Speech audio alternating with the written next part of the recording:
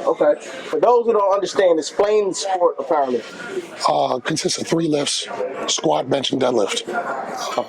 You get 3 attempts for squat, 3 attempts for bench, 3 attempts for deadlift, all within a certain set of rules. You cannot go down in weight. You can either repeat the weight or make it heavier.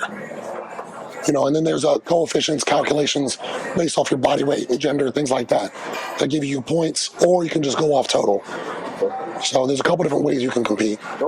And when you enter, there's age classes and stuff like that. You just got to pick what fits where you're at. You're a certain body weight, you're a certain age. If you only want to compete in that category, you can only compete in that category. If you can do multiple categories, you get multiple chances at winning. But the primary competition is in the open class. Okay. So, All right, explain to me here, like you said, Al passing and just the advice from now your new team. You got Mercedes, you have your wife Amira. Like, what advice were they giving you how to run a gym? Now you're putting together a team. Now you're running your own powerlifting program. Like, give me just some insight on how you had to put that all together with Al just passing away. So, in my case, it was easy about it. You said new team. I think it's important to recognize that it's not a new team. Okay. It's a legacy team. So the foundation is already built. I just had to give everybody a reason to keep building on that foundation that was already there. If I had to build it from scratch, I would say, if you're a coach, you're a trainer, you want to get something started, call all your friends, all your high school buddies. If you're in your hometown, you give out pro bonos, you give out free shit. You give as much as you can give, because if you're trying to make a community-based gym, you have to pour into that community first. Luckily, the person that I worked under had already done the majority of that groundwork. I just had to let everybody know we were still doing that. Pour back into my friends, pour back into his friends that were still here.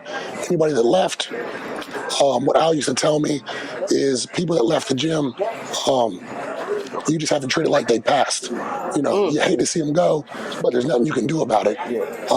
Looking back, there was actually some cold-blooded shit. He kind of said, if you didn't go to my gym, you dead to me.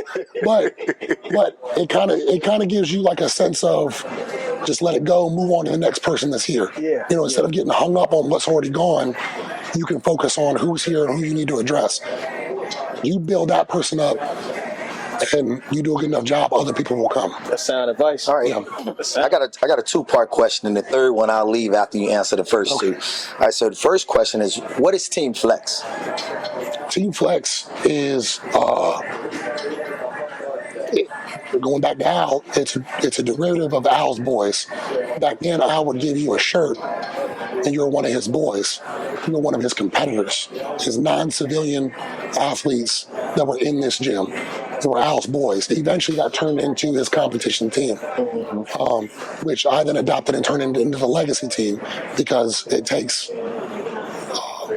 a legacy to beget another legacy, if that makes sense. Okay, so the second part to that is, to become a member, when Al had the program, it was more so, like you said, his boys, guys that were powerlifting, and I'm assuming now it's just a little bit more that comes with Team Flex, and just kind of you're in the gym and you compete in a competition. Explain a little bit more. There's just some organizational points. We have different ways we like to manage that team. Al, you had to do something in his eyes that justified it. And he had, if anybody knew Al, he had his own set of rules for everything. He had his own way of doing everything. Before, you couldn't get a picture on the wall unless it was a first place picture.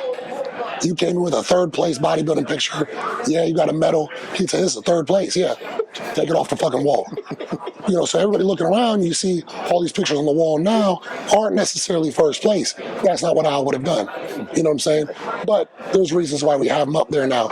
So whatever you had to do to justify in Al's mind to get a shirt, you could not buy it from him. Now, we maintain that. You cannot buy it. It has to be earned. Now the Team Flex takes a minimum of 1 year of training under a Team Flex coach. It takes commitment to the team overall. You have to compete annually, or you have to, after you compete 3 times, then you have to maintain that competition standard. Either annually compete or annually handle other competitors. You either have to take something that Al taught you or a Team Flex coach taught you and carry it forward, or demonstrate it. All right, when you say handle, like, what do you mean for guys that's Handles not in like powerlifting world? it's almost like a coach. For a fighter, it would be a corner. It doesn't necessarily mean that you coach them from start to finish, but it means that come game time, come competition time, you're backstage doing all the bullshit that nobody cares about, loading plates, spray tanning, helping with the refeeds, helping with the water cuts, stuff like that.